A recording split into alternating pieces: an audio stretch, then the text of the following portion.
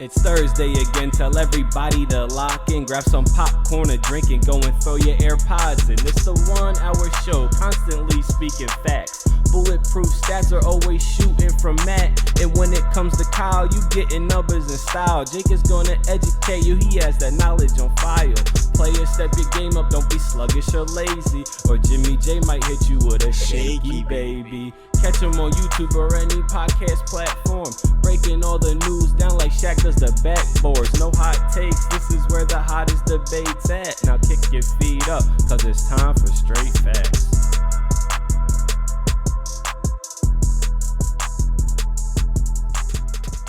What's going on, y'all? Welcome back to Straight Facts, a sports show that educates and entertains, brought to you by the Up On Game Network. It's your boy, Jimmy J. I'm looking at my guys, Kyle Sirik and Statman Robinson, through a computer screen today. We at the home studios today. That's okay. It's just a general reminder out there to everyone that COVID is still in the air. This thing is still around a little bit, so take your precautions. But nonetheless, I'm still happy to see my guys, Kyle Sirik, Statman Robinson. How you guys doing today, man? Kyle was talking about the vibes were up right before we recorded. The vibes are up, dude. I was feeling good today. Came on.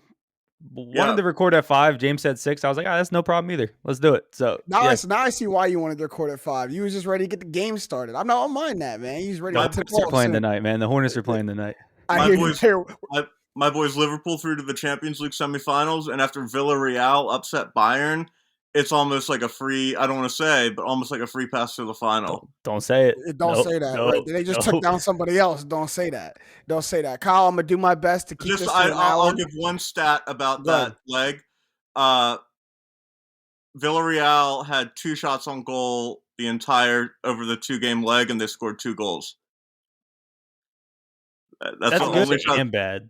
Yeah, right. I'm not sure where does that leave you. Bayern had 12, and they got 1 goal. Wow. Yeah, okay. There's the context. But Kyle, I'm gonna do my best. Keep this episode in an hour, so we out by 7. So you're not missing any of the Hornets that are playing. Right? I think it's a 7:30 start. 7:30 start. I think we'll be all right. We'll stretch a little bit. All right. Before we get into what we actually have slated to talk about this podcast, I actually want a raw take from you guys, because it's been a hot debate today. Everyone saw last night the Minnesota Timberwolves defeat, the Clippers in the first playing game to secure the 7th seed in the Western Conference, get themselves to the playoffs. And while everybody is happy for the Timberwolves, nobody is happier than the Timberwolves themselves. You saw how they celebrated, how much they celebrated. I mean, my man Pat Bev was crying. I mean, come on now. So I just want to ask y'all real quick, was the Timberwolves celebration too much? I mean, standing on the scores table, throwing the jersey in the crowd, getting on Instagram Live, was that too much for really just securing a spot in the playoffs? No. I was the same thing, Matt. I don't think it was. The Timberwolves have made the play. This is only the second time they've made the playoffs since 2004. Right. Understood. Think of all the stuff that Karl-Anthony Towns has been through over the past couple of years. True. And in other sports, like baseball teams have like champagne celebrations when they clinch a wild card spot. Like it's champagne when they quit to a wild card spot. They have champagne in the dugout. I'm pretty sure I've seen that. Baseball definitely does that, but that's more of like a ritual thing. Just in baseball, every team before it's done it probably has passed it along. I think a pennant maybe. I gotta see it. I gotta see who clinches the wild card. Division. Yeah, it definitely happens. I think that to a lot of these guys, this means a lot. Matt mentioned, especially Pat Beverly, who seems to be a guy that's been in the focus, who just, all right, well, I'm in the playoffs. I did it. But I think this is also the mentality that the Timberwolves need to have if they want any playoff success. They've been taking on this bad guys, bad team energy, and they've been winning games down the second half of the season.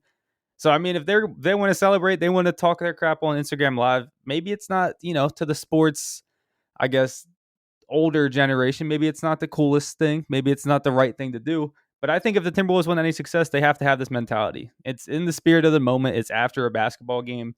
If this would have happened 2 hours later, we wouldn't have called him with this energy, but there's cameras everywhere now and these guys were excited, so I got no problem with it. I mean, look, I get emotions are high. It's an emotional win. There was a back and forth win that they had to really fight and claw out their way to the end. They did it without their best player pretty much the entire game. So you give them a lot of credit for that. Those guys that are celebrating so much carried so much of the weight. I hear that. And I don't have a problem with them celebrating. I don't. Like the Nets celebrated. The Nets, Kyrie talked this stuff. Kyrie got on Instagram, got on social media, was talking. I hear that. It's the extent to which they celebrated. Like it really did seem like Minnesota won the finals last night. And that's my only problem. D'Lo was the only player I saw had the right attitude, in my opinion. He did his celebration, but he got on Twitter and said, "Job's not done." That's the mentality that I wish that I saw from most of them. Their mentality, that celebration suggested that goal accomplished, job complete. We were just content just getting in. And for a team, a young and hungry team, I hope that you're not content just getting in. There's a higher ceiling than just getting into the playoffs. Like, take the time to understand that you made a great accomplishment, but then afterwards realize we got to go to practice tomorrow to gear up for a 7-game series with the number 2 seed in the conference. Like this is not kumbaya. We can go get our butts kicked for 4 straight games and now no one feels good. Like, you're really okay with them just like being so happy just being there? Yeah, because Pat Bev was crying. He was in the playoffs 2 years ago. He was crying like he never been there. Right, but you're talking about like that mentality. They got that today. They know they got a 7-game series. They know it's time to go. This is the biggest game of the season. They were down 4 going into the fourth quarter, dominated the fourth quarter. Now they're in the playoffs. Do they have that mentality? Do they have that mentality? Because I saw Pat Bev today on NBA Today talking about why he was justified in a Versace robe unbuttoned all the way down. They don't look like they got the different mentality. They look like they still basking in the moment, man. Pat Bev had a shot to be on ESPN with only his face in focus. He took that opportunity. When Pat Bev was on the court, nothing's going to change. We know how this man plays. But not once did Pat Bev say, "Hey, job's not done. Hey, we still got work to do. Hey, he basking in the moment. He basking in the moment like he don't got to play anymore." Okay. We'll see how they look next week. Yes, we will. We need to enjoy good moments when they happen instead of just this mentality of nothing matters unless you win the title. Nothing matters. No, you can have fun and win. 1,000%, Matt. Just because you had a bunch of fun and you celebrated like crazy doesn't mean they're not going to be focused against the Grizzlies. There's such thing as celebrating too much, treating your first downs like touchdowns. Like there's something to be said for that. Just leave room for a bigger celebration. Because what happens if they win a first? I don't want to know how they celebrate if they win the series. I don't want to know what they do. Leave room for a bigger celebration. You poured your heart out in that celebration, and then you got to wake up the next day and be like, "Damn, we still got to practice though." Like, you gotta leave room yourself. We're gonna table this because it sounds like we can have a bigger discussion about this. I like this. We'll bring this back around at some point, but we do got to get into our episode, and that's a good segue because we're talking about these upcoming NBA playoffs for this entire episode. It's gonna be an NBA playoffs edition, and I like that.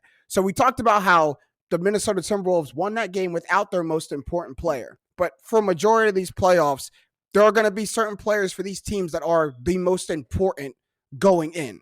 So each of us are coming with one. Kyle, I'll start with you. Who do you think is the most important player going into these year's playoffs? Yeah, to me, I really actually had a tough time with this, nailing down one. But then when it hit me that it was this guy, I was like, yeah, it's definitely this guy. And that's Devin Booker. Okay, talk to me. We're looking at this Phoenix Suns now. To me, it's championship or bust. They lost in the finals last year. They're arguably the best team in the league this year, and it's inarguable that the Western Conference is weaker than the Eastern Conference, right? They should run through this. I mean, NBA playoffs tough, but they should run through this, and they should overcome the obstacles they had last year. And for me, it's Devin Booker specifically because he can't have bad games when it counts this year. Mm-hmm. We look at the last 2 series last season, the Western Conference Finals against the Clippers, NBA Finals against the Bucks. He shot 42% and 27% from 3. Shaky baby. And in the 4 finals losses, he shot 14% from 3 on like almost 5.5 attempts per game. It's not just like putting up a couple. Devin Booker is a scorer. That is his value to an NBA championship team. And I mean, you can argue he plays some defense, but in his career, he's a 114 defensive rating, and the career average over that spans 109. Like, he's not on this team to be an all-around player. On an NBA championship team, his value is as a scorer. And I'm going to need him to get 30 points per game in the playoffs this year to make that happen. So I can't have bad games. If you look at those last 2 series specifically, it wasn't every other game he had a bad game, but he had a bit too many for a team that wants to win the finals. And this year, probably they have a better team and a better shot to win the finals than they did last year. So it needs to be him for me. Yeah, they sustained what everyone thought might have been a flash in the pan last year, and came out and was the best team in the NBA again. When everyone was kind of questioning, are the Suns going to repeat the kind of dominance they did last year? But from this standpoint, I think the Suns, we learned a lot. And we thought Chris Paul could be the best player on our team and take us to a championship run. Devin Booker sprinkle in his 35-point, outputs here and there, but Chris Paul would pace us. And I think we learned that Devin Booker needs to be the one to pace us, at least offensively. Like, Devin Booker should always be leading us offensively. He should always be the focal point. He should always be taking over games if the opportunity presents itself. And I think last year he took a lot of his lumps. He took a lot of learning lessons. It was the first playoffs that he's been in. And man's, made it all the way to the finals. So we give him some pass. But now that we're in year 2 of it, now that we're doing it again, and you make all the right points, Kyle, in a weaker Western Conference, I don't think he has the ability to be shaky this time. I need you 1 through 4 each game or each series. I actually disagree. I think Chris Paul is the big important player on the Suns, because when I think of why they lost the finals last year, I think of Chris Paul in Game 4. You have a chance to go up 3-1 going back home to Phoenix, and Chris Paul has the worst game of the playoffs for him. He has 10 points on 5 of 13 shooting, has 5 turnovers, only 7 assists, while Booker put up 42 on 17 of 28 shooting and a 6-point loss. I just think, when I think of why the Suns lost, I think it's because Chris Paul kind of ran out of steam, and then Booker had a poor Game 6 shooting wise. What about Games 5 and Game 6? 20 and 10 games from Chris Paul, if I remember right. Yeah, I know, but Game 4 you have a chance you have the shot to just end the series by going up 3-1 with Game 5 and 7 at home, and Chris Paul played poorly in the most important game of his life. I hear that, but at the same time, we can look at Game 3 and Devin Booker had 10 points in the finals. And I mean, to me, it's like Chris Paul, you know what you're going to get from him. He's been in the league forever. He can have big games. He's not going to have too many bad games, but he's not going to have games where he goes 39 and 10, right? He's going to be a steady point guard that controls that offense, is a really smart player on the court, and it's the other guys that are going to elevate this team even further. Chris Paul brings them to this level, but at NBA championship level, I think Chris Paul sets the groundwork for that, but it's going to be the Devin Bookers. It's going to be the DeAndre Aytons taking a next step, and I think Devin's probably the one in the focal point for me of that group. Yeah, I got to sway towards Devin Booker because just being more important, because Chris Paul cannot show up on the stat sheet and still impact the game positively for the Suns. Like, yes, those games weren't a great performance, but the game gets even more out of hand if Chris Paul's not on the floor, just controlling the pace, not turning the ball over, still being there defensively and getting guys in the right spot.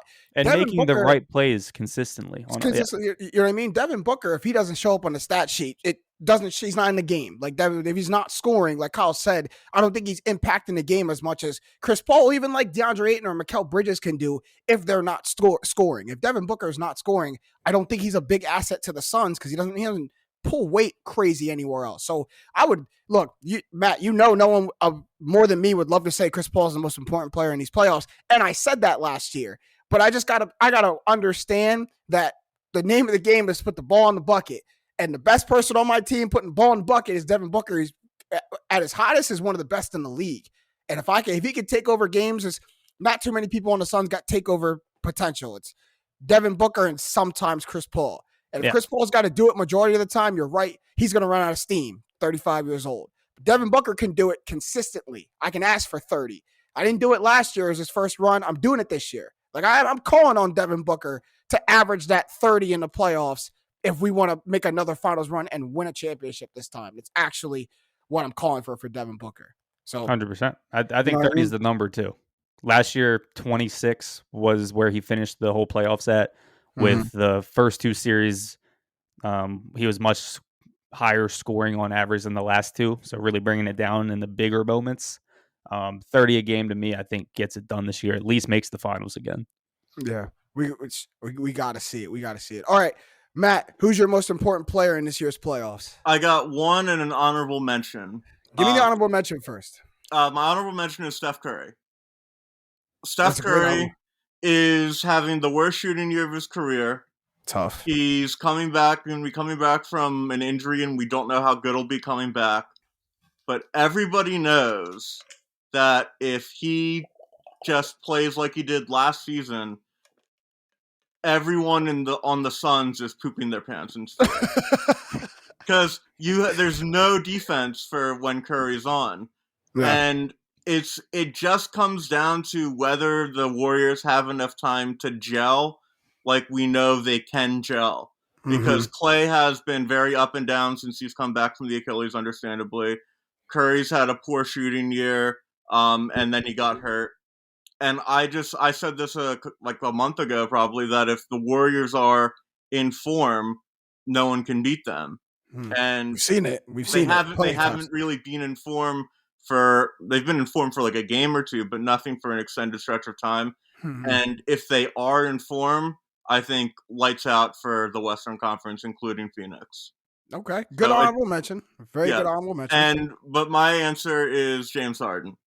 It has to be. One of y'all had to say James Harden. So if Kyle didn't say James Harden, you had to, right?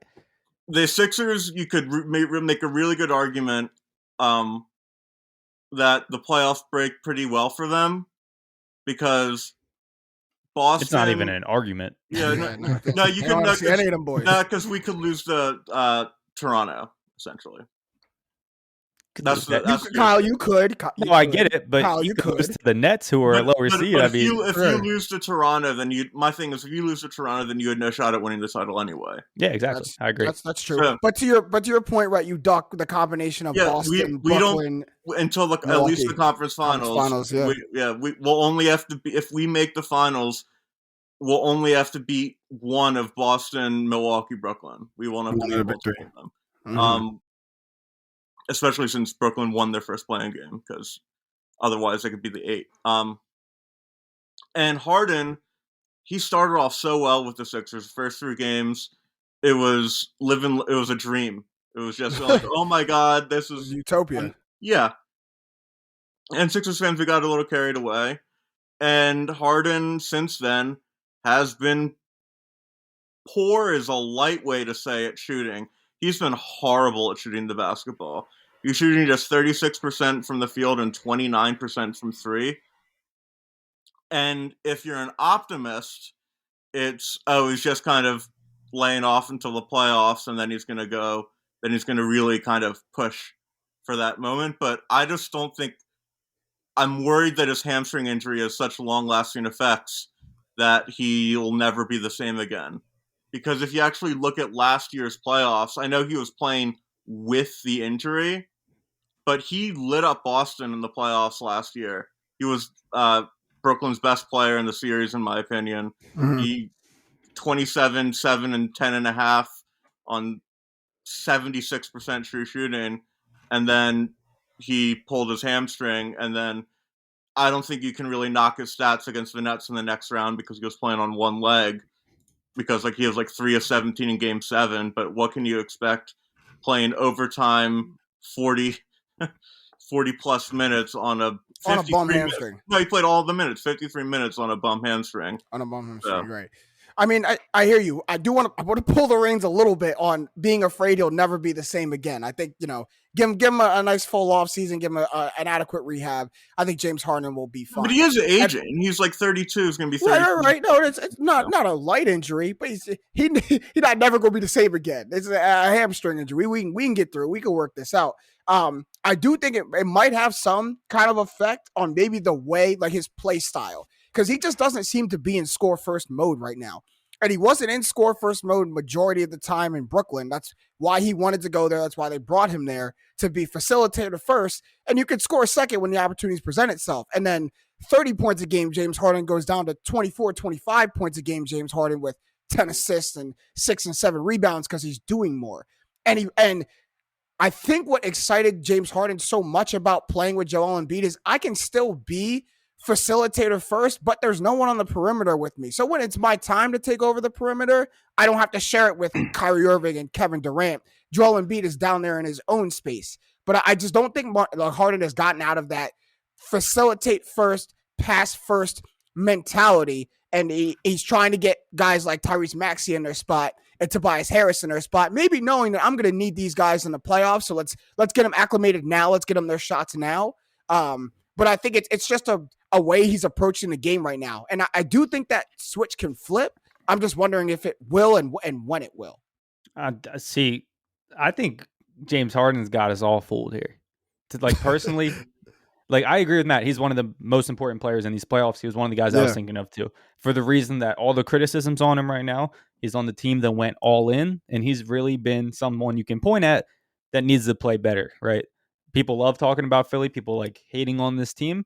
The huge talk right now is the MVP talk, and you can look at James Harden on the team with the guy in the big conversation with a lot of eyes on this team. But I think James Harden's fooling everyone.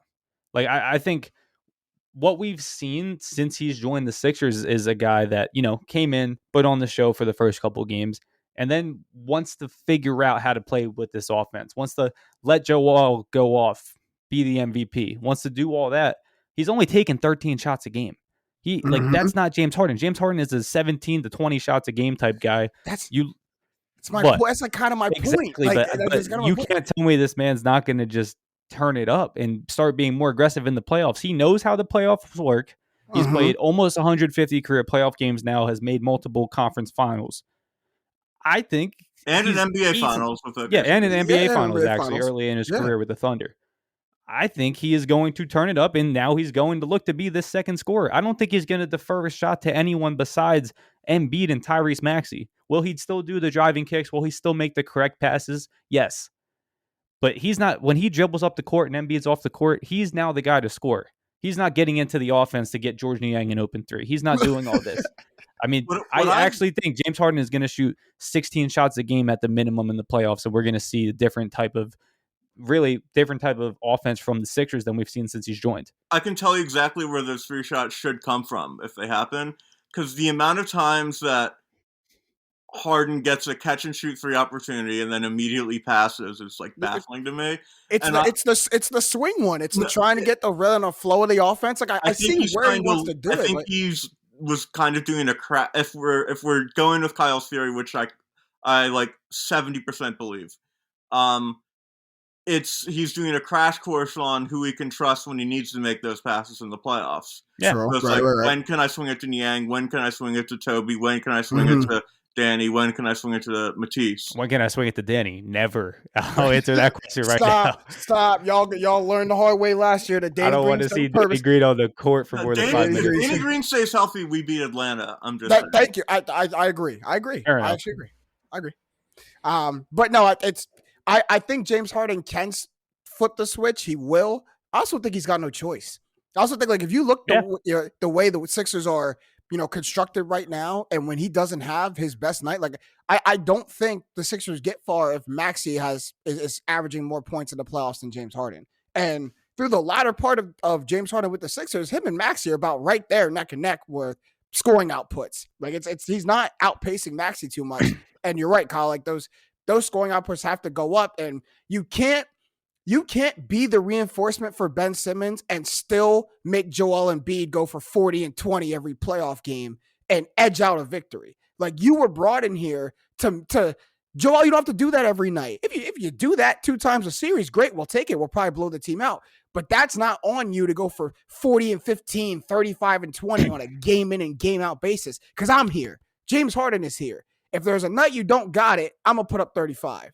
And it's not going to be 10 assists and 8 rebounds. It's going to be 35 and maybe 5 assists, maybe 4 rebounds, because I'm in score first mode because I see you don't got it tonight. That's what I think he needs to do. And I just haven't seen that. The only times I've seen him willing to do that is against the Timberwolves and the Knicks and the Magic. That's cool. But I need to see you do it against the top teams. I haven't seen him do it against the top teams.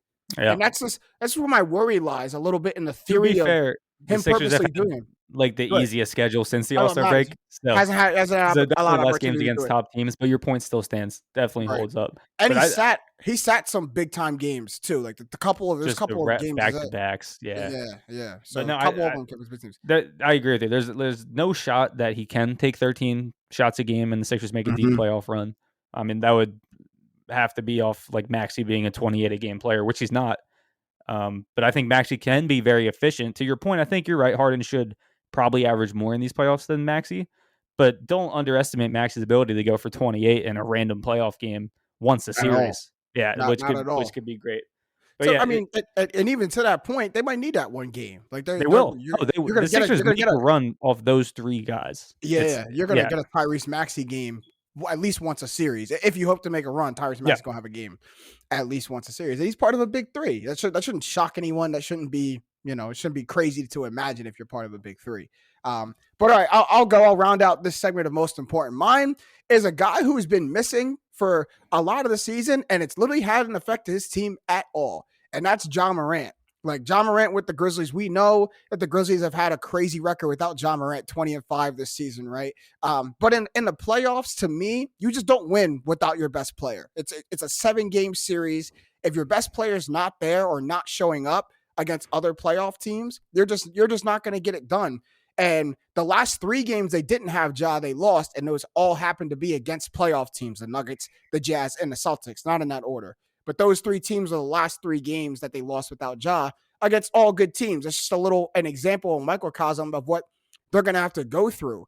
And having Ja on, obviously, it makes the Grizzlies better, but I think it makes them just that much more of a versatile team.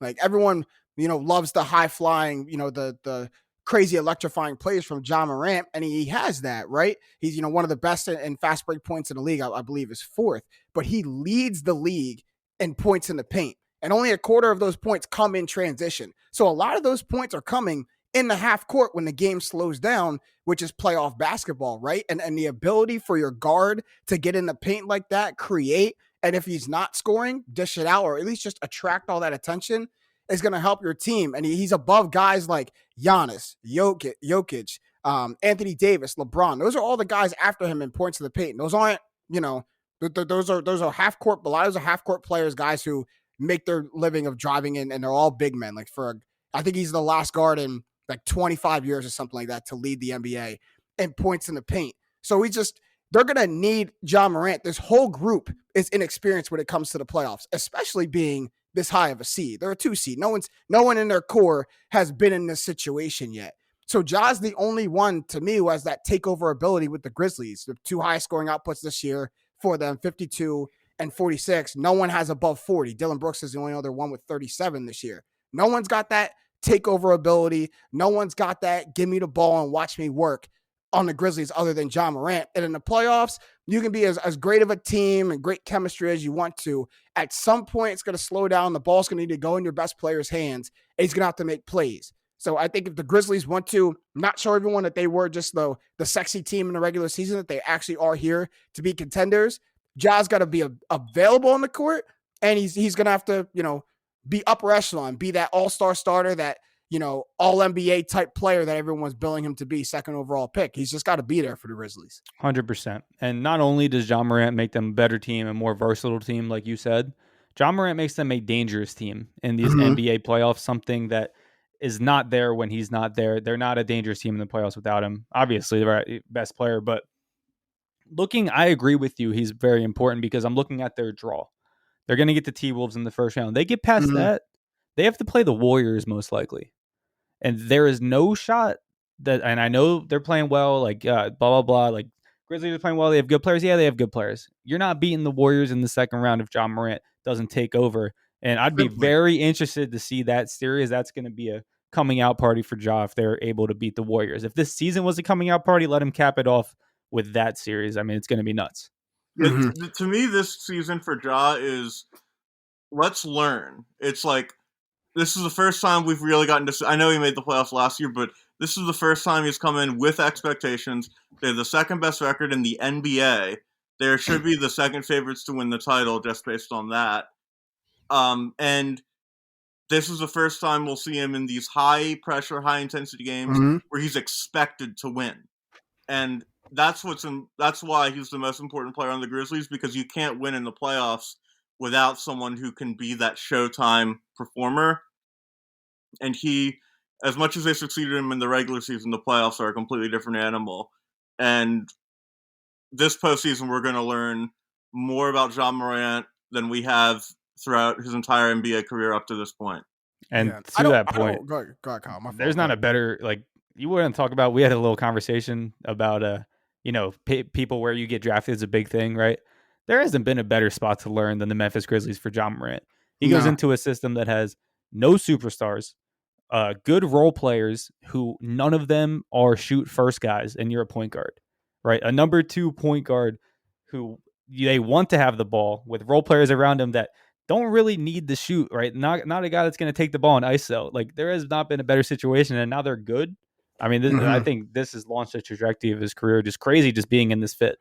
And no better culture, to be honest. Like it's like it almost makes you think that he was born in Memphis. Like the way, and I know South Carolina's not too far, but I mean, they it's the same exact culture that he's there. And I don't want to say throw all the 20-5 stats out the window without John in the regular season, but like they don't hold a lot of weight to me. Like the playoffs is just completely different. One, you got to play a team for a week straight. You don't just get a team one time or maybe two times in a week. There's a team gets an entire week to game plan on you on a game to game basis. So if your best player isn't there and you get beat one time, they get you for a game, like, they got us. But they got to go and do that against the same team again. And then they got to go do that again. And then they got to go and do that again if they want to move on. And you can't, that's not sustainable. Like, you might get me one time because I haven't been preparing for you without your best player, other guys step up. Right. But you're not going to beat me without your best player 4 times in a 7-game series. It's not going to happen. And I don't completely throw it away but what that tells me is that, the team around him is good. And they have the foundation to make the run with that John Morant guy in place. He's going to be in a position where he's allowed to do so because Dillon Brooks, Desmond Bane, hell of a player. Mm-hmm. Jaren Jackson, same way. Steven Adams is exactly what you need out of a center. Someone that's going to bang, be tough defensively, and pull down rebounds. I mean, the team around him is very good, and that's what that 20-5 tells me, that it's not just, John Morant needs to take over like Trae Young needed to going into the playoffs last year. And I think we learned last year the Hawks were a better team than we thought. Well, we know the Memphis around him is a good team. So I think that's what it kind of sets the foundation for with Ja. That's And we know the Western Conference traditionally has been a conference of point guards. And there's some that, some electrifying point guards are not going to see in these playoffs, like a Damian Lillard or a Russell Westbrook. But there's still point guard matchups all over the place. Even in his path, he's got to go through D'Lo first. Then he's got to go through Steph Curry. Then he's got to go through Chris Paul if he wants to make a deep run. Most likely, that's how it plays out. And if Ja, look, take Ja out that role, even if he's on the floor, take his impact off that if he's not having a good game. And he could lose all 3 of those point guard matchups. D'Lo, maybe not, but if you're not productive, you definitely lose the point guard matchup to Steph Curry and Chris Paul, who have been known to treat younger point guards in the playoffs. Steph Curry's done it. Chris Paul made a living treating Damian Lillard in the playoffs, just schooling them, learning how this is the playoffs, young buck. Like this how you do it now. So I think there's a lot of pressure. I say this is the most important because you guys both make the points of now he's expected to win. You're the number 2 overall pick. You were getting most improved talks, which, by the way, if he gets it, I'll be a little upset. But you're getting most improved player talks as the number 2 overall pick, rookie of the year. And now all that is actualized. It's realized. So you gotta show up in the limelight. It's just people are gonna remember this about Ja. Yeah. So I think there's pressure in the first round. There's no excuse to lose in the first round for them. If they drop a second round series to the Warriors and they play well, I think that's completely fine. To be honest, I do want to. If they play well, they got to play real well though, and they got to go like 6 or 7. It's got to go 6 at least. Yeah, I do want to ask the question though. Go ahead. What are we expecting of John Morant in these playoffs? Because we can talk about how important he is. Undoubtedly, is important. What are we expecting out of him right now? Because I think this is one thing NBA players are really excited to see in the playoffs this series. Remember when he used to do that a little bit? Yeah, remember he used to do the chopper.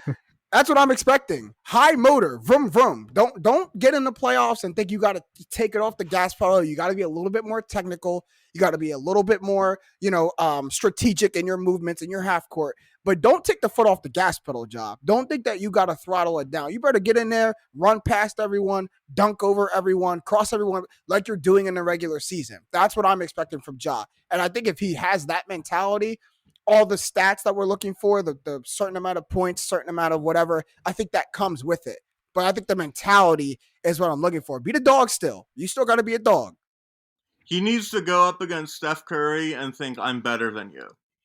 Well, he can't be delusional now. No, but in his mind, he's got to think that. Patrick Beverley thinks that every single game. I feel you. No, because he's an ascendant star, and he's got to think, I can beat this guy. We're better than them, and I'm better than him, so we're going to win. And if he really does think and believe that, then he's going to turn into an absolute superstar very soon. Yeah, me and Matt are kind of on the same lane, right? Like it's here. Like it's got to start here. What are you expecting out of Ja? I think they make the Western Conference Finals. I think they beat the Warriors in the second round. I'm expecting the same thing. There's certain dudes in this league that are just dogs. I mean, there's like guys that you can expect are going to turn it on. Can he have a bad game? Sure. But is he going to give 100% in that game? Undoubtedly. And he's turning into a point guard that's starting to make smart plays, right? Things that are a normal NBA learning curve. He's accelerated in this Memphis system because he's had so much opportunities. And I think this is the year we saw the regular season from it. I'm expecting that to roll right into the postseason. And I think they will beat the Warriors in the second round. I like it. High prediction.